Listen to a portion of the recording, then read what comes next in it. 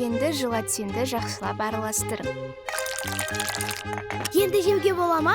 Әзірше болмайды. Біріншіден желатин қатып, мармелад сияқты болу керек. Қазір арнайы ыдыстарға құйып алайық. Сұлу, сен сондай ақылдысың. Бізде мармелад көп болады. Тима, біздің мармеладымыздың түсі қандай болады? Жасыл болсыншы. Бірақ бізде жасыл бояу жоқ. Мүмкін жасыл түсті қалай шығаруға болатынын біреу білетін шығар.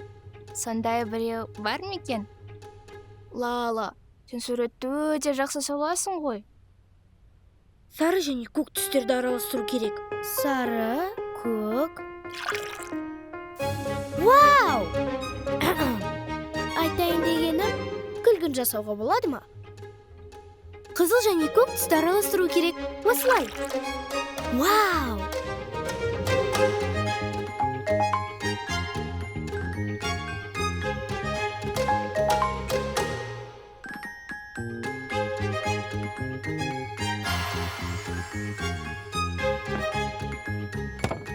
Жаным, таңғы асқа не бар?